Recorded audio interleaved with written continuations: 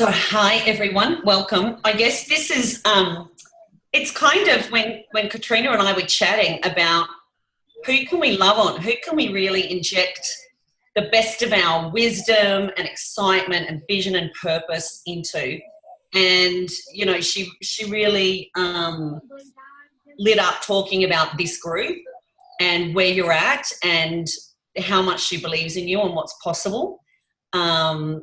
And it's so much easier when we band together, because at this stage in your business, you know, really heading for QNMD and beyond, it's a really big jump in the business.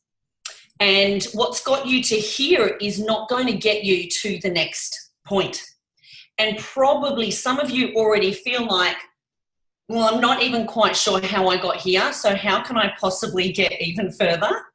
Am I right? Does anyone feel a bit like that? Okay. So I remember that. And I clearly, even though it's so many years ago now for me, I really remember the biggest jump for me was feeling like SSC to QNMD was just huge. Because once you establish the width and once you establish how to inspire people instead of tell and employ and chase and convince, this is the magic that we really want to help you keep embodying. And that comes with, I think, a few things, which is your own clarity and your own vision. And it's where you stop building the orphanage, and it's where you really start to build a very professional business, and you get very obsessed with duplication and simplicity. So I want to acknowledge that up until now, it can sometimes feel like you still have no idea what you're doing. It's totally normal. And there's days that I still have, even after 10 years, that I feel that way. So let's just embrace that. And I just think that this part is the most exciting part for your business as well. Okay, so having said that, what do I've been thinking about this call. What do I personally think really helps you go further faster? And what has already got you to where you are? So I just want to open this up here, and I want you to reflect on your journey so far. What has been your lane? What has been your strength? What do you now, without feeling like you're tooting your own horn, but we really must, especially in a group like this, what are you really happy about in your business right now? And where do you think you're growing into? You know, what's some of the gaps? Stubborn persistence. Beautiful, Greg. What else? So what are you just feeling really comfortable and confident on? And what are you feeling like, you know, if I really can begin to start this, I'm going to nail it? Heart and soul driven. Beautiful. I totally get that. Tanya as well. Being very specific on tribe. That's a great one. Really knowing. I mean, for years I had no clue about tribe and who I was attracting, avatar, any of that. I would take anyone and everyone. DMO follow-ups, you're consistent. Oh, beautiful. Vicky, I still am not that. So do you see what's great? Everyone's is different, which is fantastic, you know, and I think that that's such a credit to the many faces and the many facets of leadership that we continue to step into. And something that I want each of you to really think about and embrace, and it starts with even just this call, right? You have a tribe of mentors, a whole tribe. And certain mentors are going to challenge you and annoy you. And that's the part of you that you haven't yet loved or embraced or acknowledged. And some you're just going to really resonate with. And you know what? The part that you resonate with in your leadership tribe, when you look at all of those that are surrounding you and all of the resources, one of my favorite mantras that I really started living by stepping into leadership is leaders maximize resources. this shows up everywhere in my life to this day, and it gives me this unshakable belief that no matter what, I'll find a way. So anytime that I think that I'm stuck, what I'm actually saying is I'm out of resources. Does that make sense? So you would never find me in that position because I have a strong identity that I'm resourceful. I'm going to find a way. Someone else has been through this. Someone else can guide me, you know, in this situation. Someone else has some wisdom here. And what I really honestly believe that, you know, the game of leadership in this profession is standing on the shoulders of giants. There are so many that have gone before you, so many. And so what I encourage you to do is stay very focused on your closest mentors, and also look at the one thing that Lauren was always really good at, even when I didn't resonate with her and I just didn't want to hear another word from her, and everyone goes through times like this. She was smart enough to put me in front of other people. She just got that I was listening to different people at different times. So reading reports and really drilling down, Lauren and I have never once had a conversation on reports. We probably never ever will, right? It just wasn't important to her, and there's no use me bitching and moaning about that. It's, well, who does know reports? And what can they teach me? And the one thing that I have found about Juice Plus across the globe, I've never been told no. I can honestly sit here in front of you and say I've never been told no by one leader not willing to help me, no matter whose organisation that they're the head of. And I think that that's spectacular. So first of all, you've got a lot of resources. I never want for you to feel like you're alone. I never want you to feel like no one understands and that your thoughts, your beliefs are unique. Because we're not. We all go through the times of overwhelm, doubt, you know, sometimes not knowing our skill set, all that kind of stuff. And when you can come together and just, isn't it even helpful just reading everyone else's things? Just going, oh yeah, they are good at that, yeah. So what are you guys, where's the gaps? I want to see, if we did a leadership wheel for each of you. So have you all done the Wheel of Life? You know what I mean? Okay, so let's do this really quick. You know I love doing the work. And you know that I am the mindset girl, because to me, it's 95% psychology, 5% mechanics. You know how to get to Q on paper. You know structure, you know points, you know products equals points and how to get there, right? It's a mindset game. It's all here. And the longest journey you ever take is from here to here. So this is the way. Make sense? So what are some of the gaps? What are we doing great? And where are our areas to strengthen? So I want you to draw a quick wheel, a circle, and then do it in half and do it in, so three and three. So 6 wedges. Is everyone with me without me dragging over my whiteboard? So that's a half and then a cross. Yes, perfect. Thank you, Alice. And now I want you to think about, what do you think are the best qualities that you need to develop in leadership? If we were to come up with 6 major areas of leadership and success in this business, what are they? Let's call one vision. I think vision is very important. Number 2, I would say inspiration/duplication.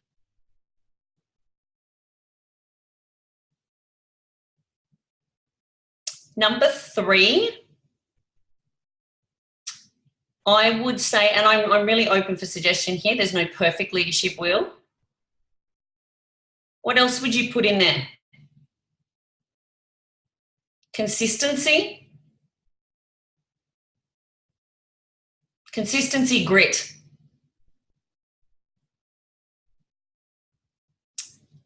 I would also put in there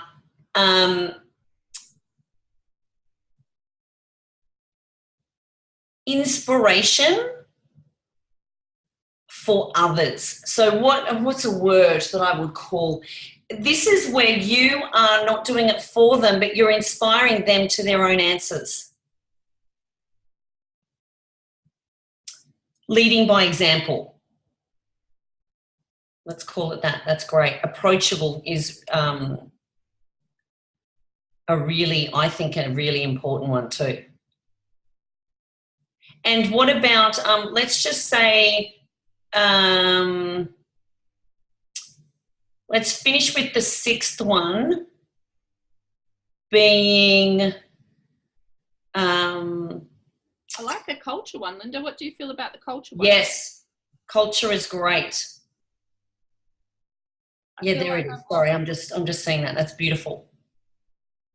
I feel like I've lost one. I've got vision, inspire, duplication, consistency, grit. Is that in the same one, or are we doing two separate? That's the same one, I think. Perfect. And then I've got leading by example, and then I've got culture, but I've still got one more spot.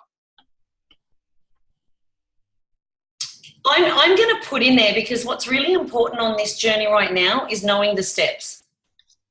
So I'm going to call, well, we're calling consistency grit, but it's actually doing the work, and it's not glamorous. Yeah. It's just doing kick-ass three-ways, doing kick-ass messages, just that hustle and making it about others. Yeah, I agree, because consistency can fall into the trap where you just do the same basic shit every day and it's really surfacey stuff, but getting to Q is like the deeper, doing the work. It is. And you live in the numbers. So I would put, I would put feedback. Let's call it the steps and feedback, because you can waste so much time and distraction. The high paying activity, the highest paying skills and activities that you can learn. Let's call it that. And now what I want you to do is grade yourself in each of these areas. Just a quick instinctive check-in. How am I doing with vision? Do I know my vision? How big is it? Is it beyond me? Or is it just a cue? Because what we don't want is for you to get to Q and then stop, because some NMDs have this huge vision to get to NMD and then they get there and then they stop. It's like the now what, and we never want that happening. So your vision is so much more powerful when it includes others, when it's beyond you and it's creating an impact and purpose. So the more people that it impacts, the faster you can really get there. Okay, beautiful. I love that. Okay, so I'm going to. So Tanya, here I want to ask you this. Vision is 100. Amazing. Does everyone else know the vision? Could they feed it back to you? Could they say, this is Tanya's vision and we're all on board? We all have this, and there's room for others in the collective vision. Is it a team position that everyone's going for? Is Q made up of a 6 club and a 3 club does that make sense? What else have we got? Leading by example. Okay, so you all get what I mean. 10 being, I'm nailing it. It's done. I'm so excited about this. I do so well in this area. 0 being, I'm not even sure what this is. And we'll go through. So number 1, when I say vision is one of my zones of genius. Vision is very easy for me since I was little. But my husband has almost none. It's actually just not a big area for him. He can absolutely love and be part of someone else's vision and find his own within there, but I have to paint that for him every day. And as soon as I've got vision, I'm like, okay, someone should do that, and I'm on to the next thing. The mechanics and the steps on the way there, that's not me. So really recognize that this isn't good or bad. It just is what it is. You've got your zones of genius.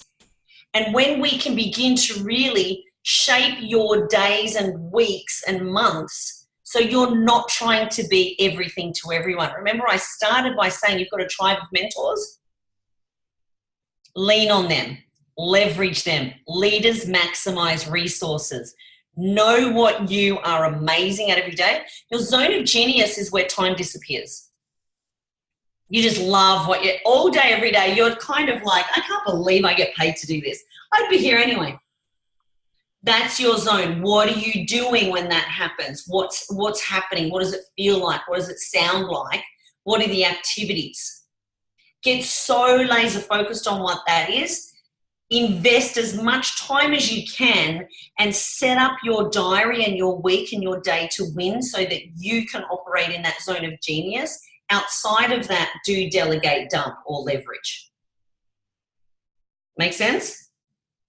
So I'm not the systems girl. I'm not organized. I'm not any of that. So, you know, it was a roundabout cue that I got a very part-time virtual assistant to clean up the Google Drive. I paid her $20 an hour. She was from New Zealand. And her thing, I just said I need a cheerleader with a big heart who loves cleaning up messes. That's kind of what I advertised for.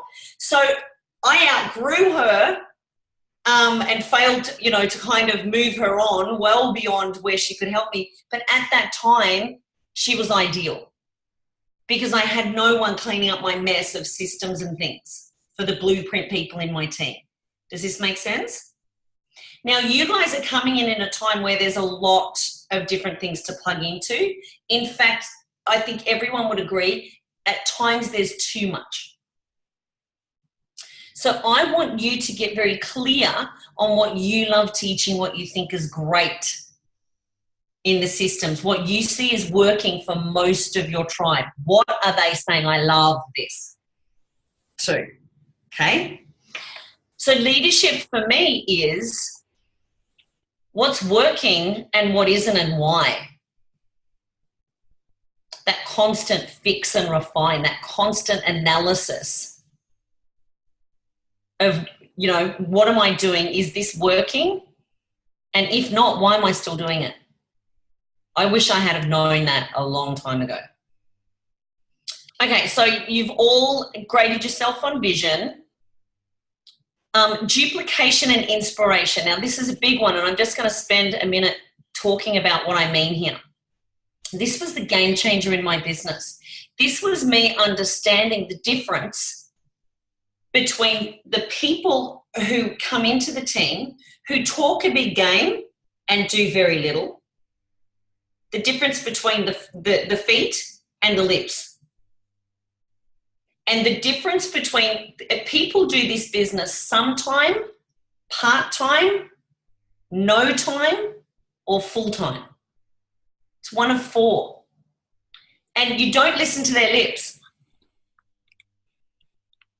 How often have you sat down with the teamie? I mean, I overheard James doing this last night. And she's in the startup phase. She doesn't really want to do a launch.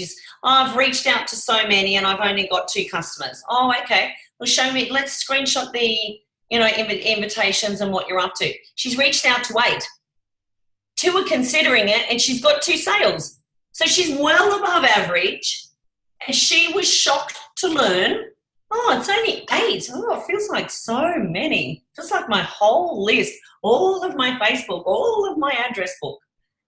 Does that make sense? There's a constant mismatch. Beautiful, Greg. It's a constant frustration. So their effort doesn't match their hopes and dreams. How prevalent is this in life? Is this just in our juicy bubble? No. Everyone wants the greener grass.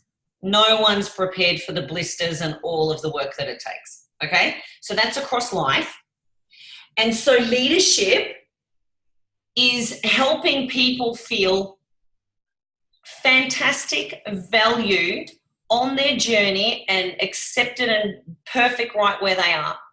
And when they've done a few tasks, then they come back to you. Then they've earned the next few tasks and your next 15, 20 minutes of time. Does that make sense?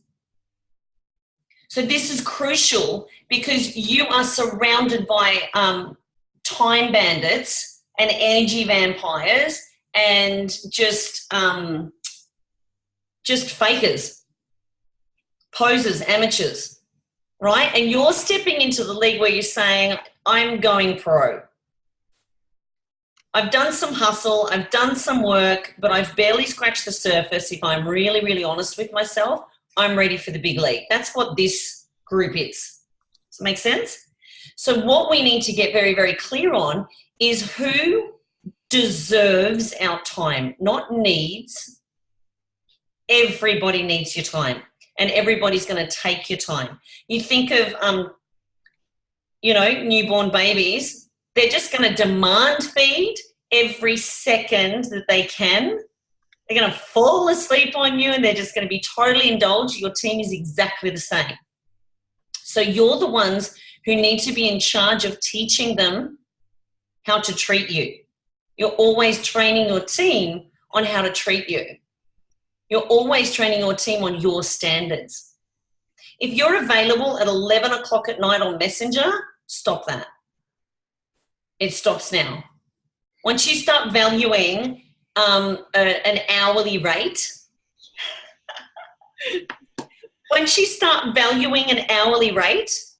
you will stop bleeding time and that constant feeling of overwhelm. So that was a shift for me because I believed I had to be everything to everyone. I believed the only way for me to keep moving forward and create success was to do everything for everyone because they couldn't possibly do it without me. I was that important.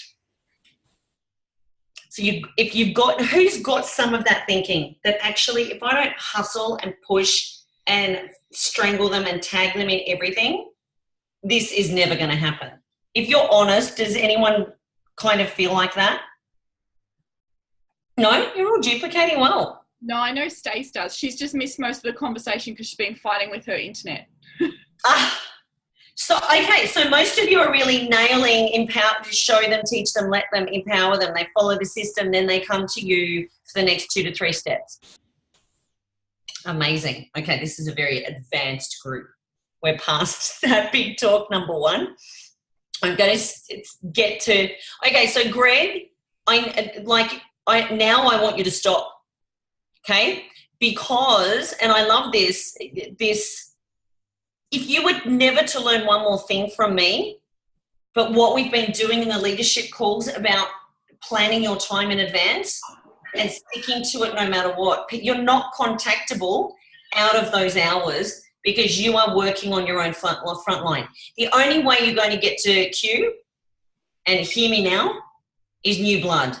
The team you all have right now are not going to do another thing. If they do, throw a party, you're very lucky. I'm just being honest, that's all. Totally. No, and I appreciate it. Yeah. So this is really important. I really want you to hear me now on this. The team that have got you to where you are right now are not going to get you any further. So what do we need to do more than anything? If I was to look at your diary, what would I hope to see it full of?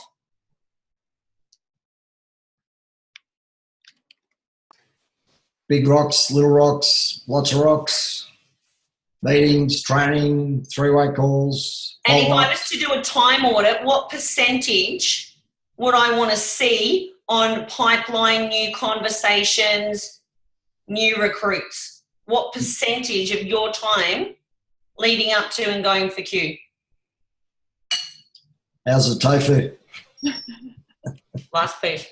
So, well, I don't know what your determination of what the best value of my time is. So I can't say. But for me, I would do 6 to 8 hours a day on lots of different stuff. So I don't know a percentage of that. Some days you spend all the time chasing people up. Other days you don't do any, and then you do other stuff. So. And so what? And thank you for your honesty, because I'm talking to myself here always, because it's so easy and cozy to get pulled back into management mode, which doesn't pay us anything. but we feel important and we feel busy and it meets all our needs, but it's not growing our business. So what I'm getting at here is if there's 8 hours a day, let me ask you this. If 7 of those hours were in new conversations or adding value to existing conversations or pulling out people further along the journey. We know that most conversations need 4 to 8 exposures before they really are saying yes. So how many hours of the 8 hours a day are in the high-paying activity zone? I would agree that a majority of my time, and something you said before resonated with me, is feeling important, helping the new people, because I won't share with you my man crush, if you like, from Juice Plus is John Holowati, and something resonated with me at our very first conference on the Gold Coast when he said, remember how you felt with a new person when they're an L plater. Okay? Yeah. So there is an element, I'm sure, of feeling valued, because people always know that you always got time because you don't work in a normal job. And I'm always helpful in the context of acknowledging that people start with, and it's a leap of faith because they don't know anything, and you're there to support them on that journey. But I guess there's a breaker where you need to, and I'm reaching 4 or 5 levels down as opposed to letting their uplines manage that. And a lot of them work. So I'm not making an excuse. I'm just being honest. Yeah. But I definitely resonate with your point about you keep doing that because you feel valuable, and yeah. For sure. And so what's that going to do for your business? Grow, maintain, or decline? If Probably. you keep doing that 8 hours like that. Yeah, I wouldn't say it's the majority of the time, but based on what you just said, and I agree that there's too much of it. So I need to be doing the other stuff for sure. And thank you for playing with me here. I've got to tell you that when you do a real-time audit, it's one of the most shocking things you can ever do in this business is a reality. I just went in and looked at reports, and I haven't looked at reports for a long time. Talk about reality check. I needed it. So we do these things to get based in reality instead of in our thoughts and our beliefs. So it's like a blood report. Your diary is going to show me what your business is going to look like in the next 3 months and 6 months. So what would happen if 80% of your time was in new conversations with people that haven't yet joined your business or product? That's how we define it. Because here's the truth, and this was the game changer for me with our last few minutes. 80-15-5. Oh yeah, I've got to get on that other call. Maybe I save this for the next one so everyone tunes back in, Katrina. I think so. I think you've got some magic anyway. They'll all turn back up for you. Okay, so this needs to be a series. We need to keep moving people along, actually, and start to notice progress. So what I'm getting at here is the leaders are going to rise with or without you. They're going to show up and they're going to follow the system. Even though it's really nice to feel important and like we're responsible for their success, we're not. The community is taken care of, and they're going to be doing what they're doing with or without us. So how do we go further faster? We link arms with those who are moving the feet, and we move in with them. So they get a certain amount of our time, but then 80% of our time in leadership, especially heading for Q, is you are going on a recruiting frenzy. You're not squeezing another drop out of your existing team, and it's okay if they feel jealous, left behind, that you're moving on without them. The best gift you could give anyone in your team. Amen.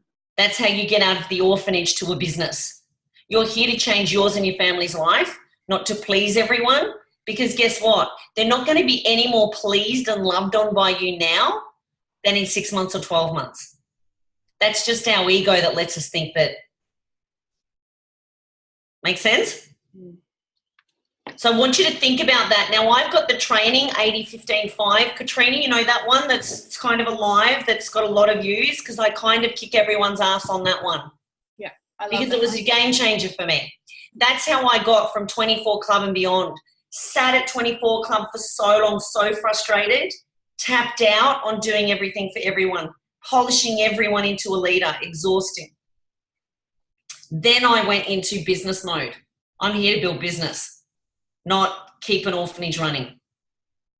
Can I love them and build business? Yes. Yeah? Awesome. Okay, I'm late for my other one. All right, thank you, darling. I love this. We hardly got started, so I can't wait to come back. We'll do a part 2 and a part 3 soon. Okay. Mwah. Bye, guys. You're awesome. Thank you. Thank you. Bye. Sweet. How'd you go? Fun, hey? Lots to think about. We'll keep this recording and I'll pop it in there. But yeah, I think if this time works, if it's not too hard for a lot of people, we might continue with doing this maybe at a weekly stage. We'll just have to touch base with Linda as to what our Gold Coast event's doing. It's tricky for you. Oh, that's right, Tans, on a Thursday it is, isn't it? We'll put a little bit of a debrief in our, hang on, let me